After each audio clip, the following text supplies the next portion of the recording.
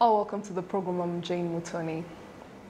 Rwanda's parliament has decided to ask the country's prime minister to personally lead efforts to resolve the problems of poor management practices in the Water and Sanitation Corporation. The private sector says the government's decision to exempt construction materials and industrial equipment from taxes is an important factor in helping them to recover their investments, which were hampered by the COVID-19 pandemic.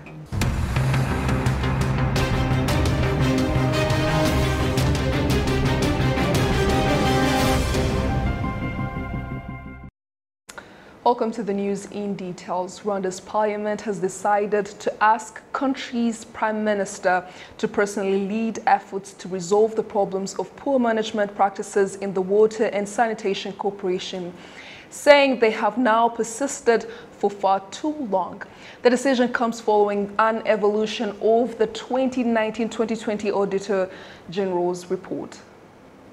The Parliamentary Public Accounts Committee on Tuesday presented to the Chamber of Deputies its report on the assessment of the 2019-2020 Auditor General's report and noted a disturbing trend that was highlighted. Our analysis found that 53% of institutions got a clean audit report, but that is worrying because in the previous fiscal year it was at 56%. The goal of NST1 is to raise that figure to 80%. So it is clear that we still have a long way to go. That is not all the PAC members found.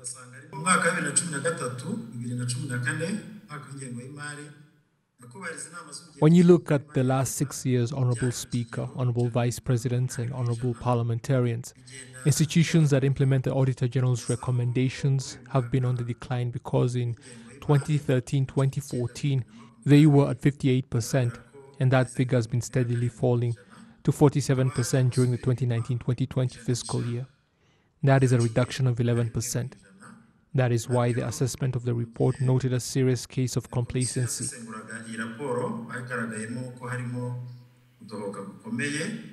The analysis also found that during the 2019-2020 fiscal year, 62 projects stalled, valued at more than 216 billion Rwandan francs, double that of the previous year.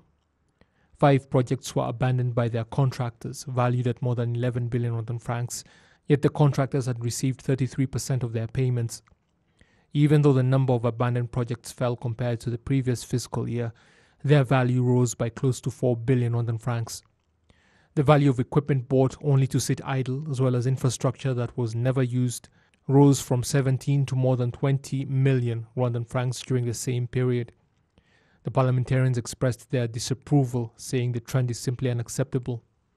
One institution that has continued to be in the crosshairs of the Auditor General's report is the Water and Sanitation Corporation, and in the last 4 years, WASAC has not been found to have corrected the rampant mismanagement in it. The corporation is a full year behind in its own auditing and has got appalling marks for its financial statement, compliance and value for money reports. Over the last 4 years, WASAC has persistently remained below 60% when it comes to implementing the recommendations of the Auditor General, and funds have continued to leave its bank accounts without the proper authorization. Even more disturbing is the fact that the corporation was discovered to at one time have accidentally paid contractors twice for the same job, losing more than 103 million Rwandan francs in the process, funds that took 2 years to recover. This and more is what has prompted the parliamentarians to ask the Prime Minister to personally oversee the rectification of the situation at WASAC, saying the Ministry of Infrastructure has failed to do anything about it. In districts across the country, National Council committees were elected on Tuesday.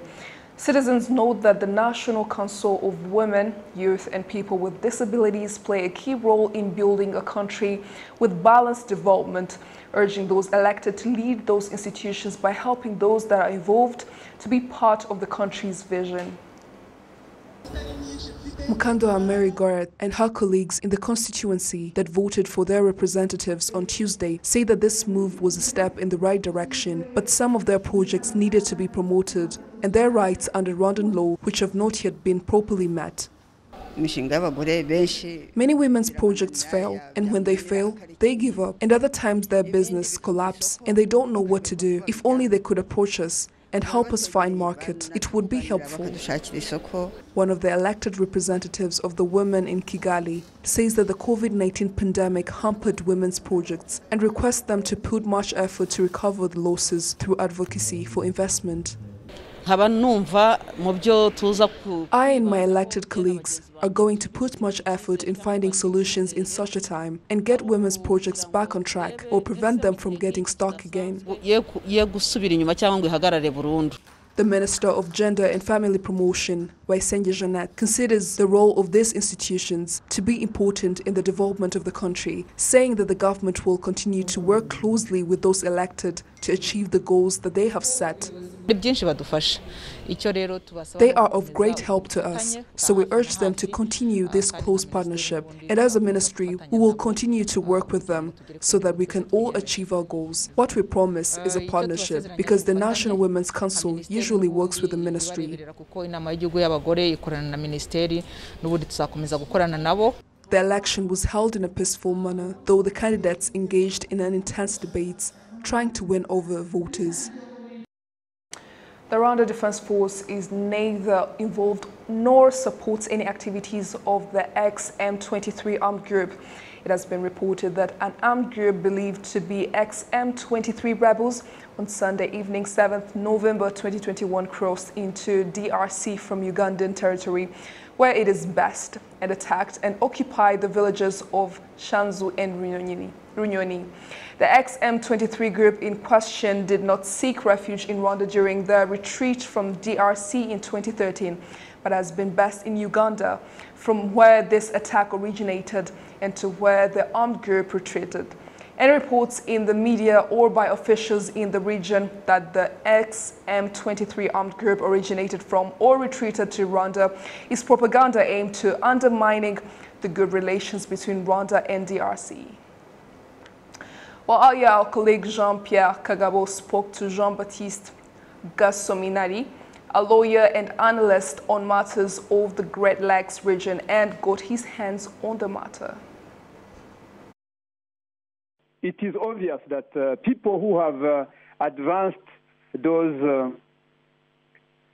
theses may have other agenda or intend to harm the good existing relationship between DRC and Rwanda.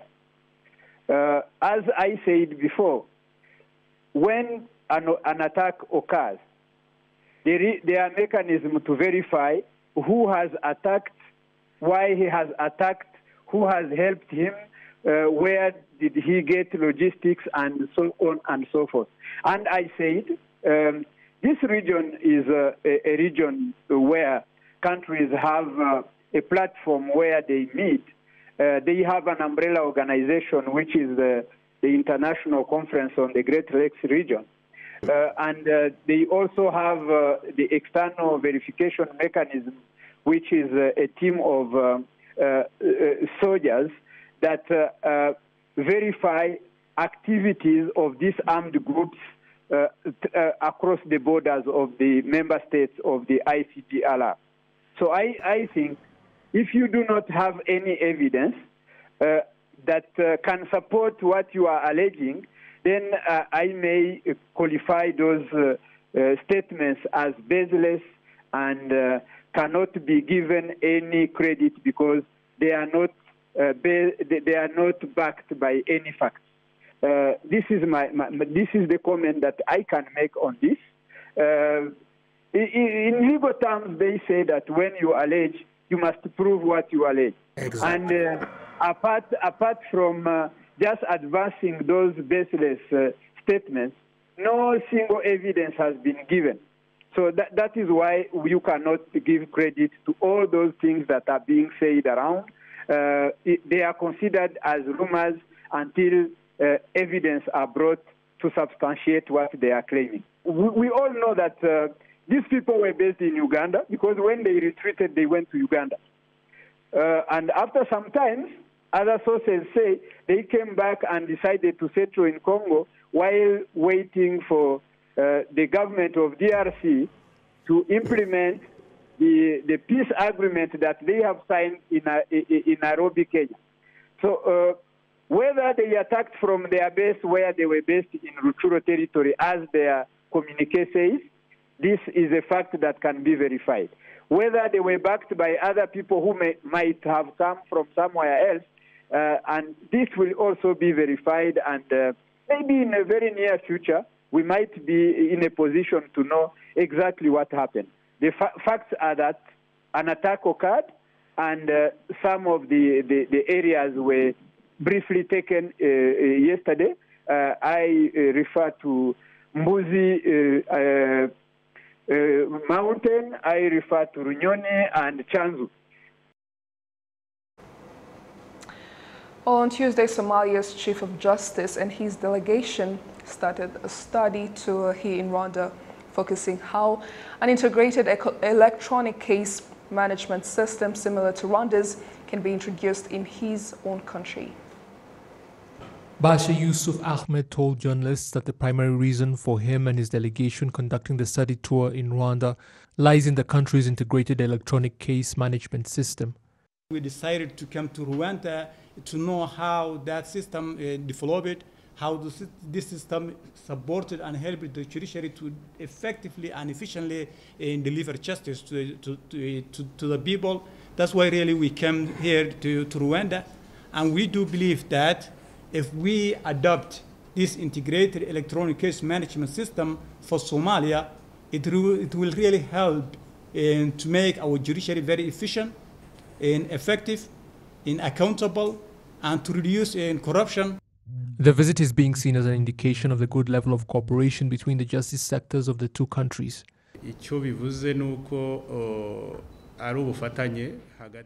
What it means is that there is cooperation between our justice sector and that of the Federal Republic of Somalia, and the efforts focus around the reform in the way cases are ruled on. For that to be possible, a country must collaborate with others so that people can work together to better fulfill their responsibilities. Rwanda's integrated electronic case management system is also being upgraded to be even more useful to the justice sector. The level we are now at is to increase the capacity of the system so that it can be used when judges are making their rulings, going online to do it, and not have to be in the same room with defendants. Rwanda's integrated electronic case management system was first introduced in 2016 as a way of improving the efficiency of the justice sector while fighting corruption at the same time. The private sector says the government's decision to exempt construction materials and industrial equipment from taxes is an important factor in helping them to recover their investments, which were hampered by the COVID-19 pandemic. It's been 11 months since the government decided to exempt some of the industrial and construction materials that are manufactured in the country and also imported. This was to support economic development of the country that had been affected greatly by the COVID-19 pandemic. Some of the suppliers of basic materials used in industry and construction are happy with the decision and believe that it has helped them a lot. Now that taxes have reduced, we also set low prices for the equipment that we manufacture. Hence our clients buying in quantity.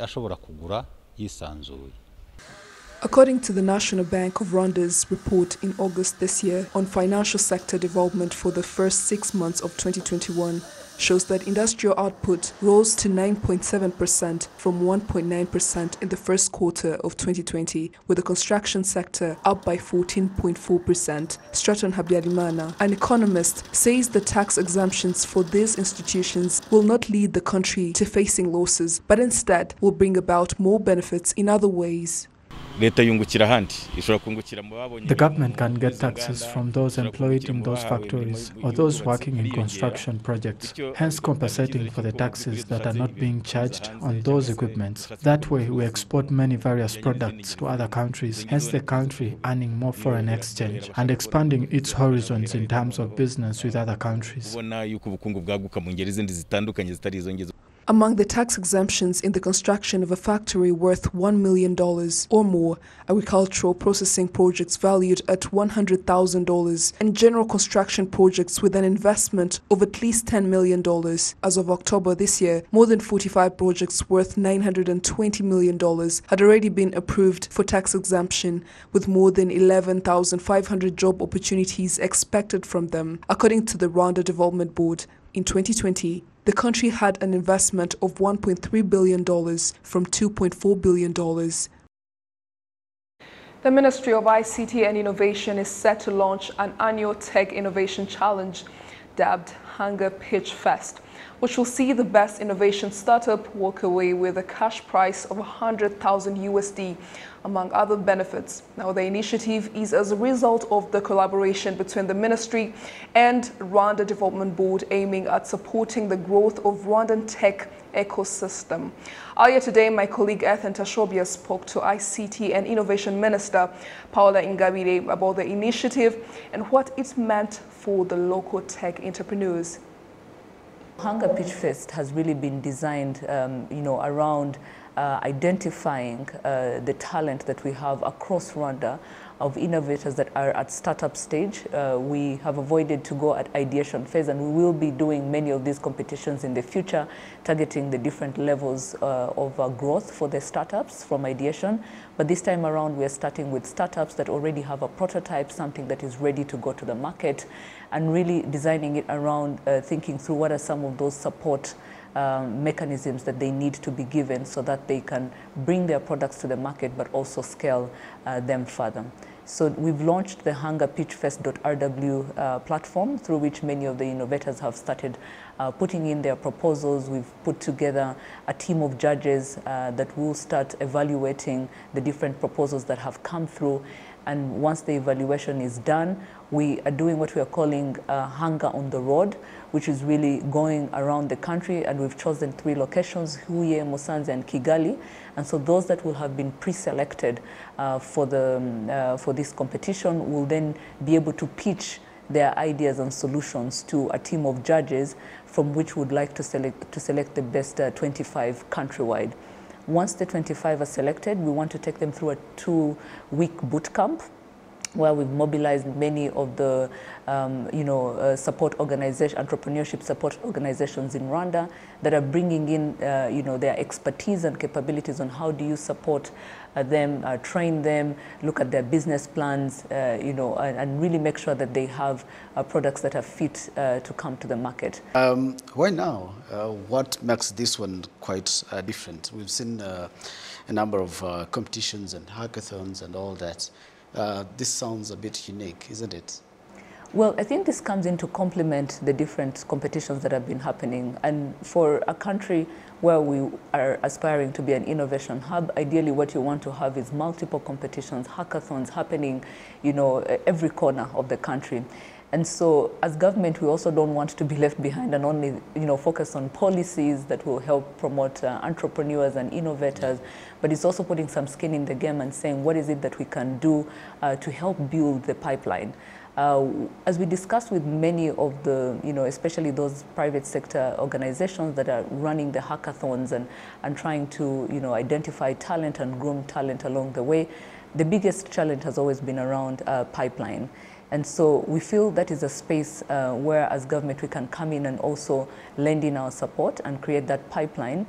And that's why I earlier mentioned we will also be looking at the idea level, which really you go out and look for innovators, young people with very interesting ideas, and then groom them through the process until they are startups, and obviously they can grow to the next growth stages. And so why now? I think it's very important. COVID has been a good eye-opening experience for us. We saw so many innovators and entrepreneurs raising to the task and saying, we have the ideas, on how we can really respond and support the response to the COVID-19 interventions. We've seen some that have been able to, build face shields. They've been able to develop face shields through 3D printed face shields. Some of them have built platforms that are helping with disseminating the right information. And so we thought it's a good opportunity building on some of these results, but also the excitement that we're seeing around these innovators to say, let's support them, let's create many of these. Obviously, we want to see many competitions happening. It's not just HANGA Pitch Fest. We would like to see tens or hundreds of them happening every year, and that is what is really going to, promote the innovation and entrepreneurship culture in the economy. I saw the package for the winners, if that's right. 100,000 US dollars. Yes. That's quite an exciting package for the winners. How did you come up with this package? And won't it be too much and overwhelm you and the authorities that you may hold it for once and will not get to see it in future? We actually need more than just 100,000. I think 100,000 was a good starting point, and obviously over the next few weeks we will be revealing some of our sponsors and showcasing what they're doing. But we need more than just 100,000, and so this is really just a starting point. Ideally, for a tech startup, they will need between 50,000 to as far as 500,000. And so if we're starting with 100,000, I think it's still low, but it's still a good starting point. And for us, what we want to see is to look at the appetite out there for these kind of ticket sizes of money that we're giving. And because 100,000 is not too large a pool of funds, but it's good enough to start with. That's why we felt we can't stretch it through many innovators or companies, because then it won't be helpful in helping them scale and go to the market. And that's why we're limiting the 100,000 to the best 5 companies, the top company going away with half of it, which is 50,000. Yeah. And the other 4 will go away with around 12,500. But it's beyond also the money. So when we're talking about innovation and entrepreneurship, obviously the biggest challenge for many of our innovators and entrepreneurs is access to capital.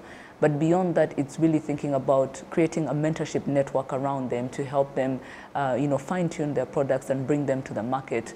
It's really creating that network for them and thinking through the policies, the regulations, unlocking data for them, because that is critical. Many of them, as they build platforms, they are relying on data to have better outcomes. And so the idea is that much as the 5 are going to be getting the prize money, the 25 will all get the same support that is going to be awarded to them. Brilliant. But to your point, we also don't want to just come in and give money and walk away, but rather to walk the journey. So even for someone who's going to receive the 50,000, they will not just go away with the check and go away, but we really want to create a 1-year program where we handhold them through the process, obviously with a group of mentors and other businesses that are in similar sectors. And they're able to gradually grow, but also use that money in a way that they create impact over time. So how frequently are you working on this project, HANGA Pitch Fest? Just as the ministry, or you have other partners? Briefly. We have so many other partners on board. This idea, we are doing this together with the Rwanda Development Board. The Rwanda Development Board hosts the Kigali Innovation City, and so the innovation mandate is one that we across the board have been supporting together. But beyond us as government, we also have all these ESOs, the entrepreneurship support organizations, that have really come on board. I know you know of a 250 startup that has already been getting most of the startups from ideation level and scaling them to a startup level. You have Jasiri, you have Noshken. There's many of them that have come that are really supporting this initiative. So how often? We want this to be an annual event.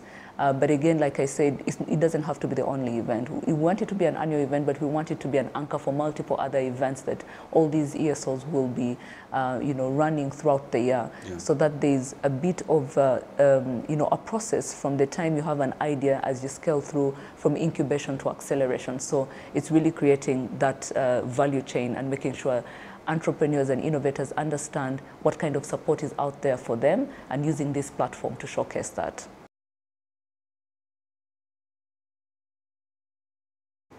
Some residents say they find it difficult to travel all the way to hospitals to pick up medicine that has been prescribed for their loved ones. However, some time back, a program was launched to bring the medications closer to the patients by getting it at the nearest health center. Martina Abera reports.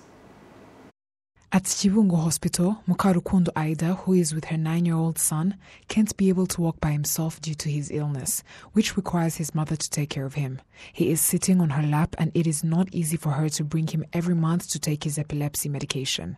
I am always here because I have to pick up my child's medication. My request is that the medicine that we come all the way here to get may be brought to health centers near us, because coming such a long distance is not easy on me and my child. Nakabanyura Alexis says even though he doesn't have to bring his child, he says it's still hard for him to come in every month to pick up his 13-year-old son's medicine. Every month now for a long time, I've been coming here to pick up my son's medication. For 4 years, I've been coming here to pick Depakian for him. My humble request is that they bring it to the health center that is near where I stay, because it is easier. The transportation fee of going and coming back by bus is not less than 2,000 Rwandan francs. Then when you add it to the medication fee, it just becomes too much. The Ministry of Health says it is in talks with other stakeholders to ensure that mentally ill patients can all get their medication at health centers. In particular, epilepsy patients are treated with Depakin Comprime. Director of Media Relations Unit at Rwanda Medical Center, Julien Mahoro, says these pills are expensive and have not yet been included in the list of basic medication to be given in health centers. Today, Depakin is not among the basic medication that is given in health centers. Like I said, it's not that it is a complicated medication to acquire. It's just expensive. In order for this medication to be given in health centers, it is up to the government and other stakeholders to combine their efforts so that they can evenly distribute the medication in all health centers. The more we find partners for this project, the more we will be able to distribute this medication to health centers all over the country. We learned that these Depakin pills have different sizes, and the most expensive ones are 65 francs, while most of the health centers, most of the pills that are given there cost 10 francs per pill. However, there are health centers that offer these pills with the help of the Ministry of Health partners, and there are other centers that buy them themselves to make it easier for the patients, more so the fact that the mental health service level reduced and is being provided at health centers. Martina Ebera, RTV News.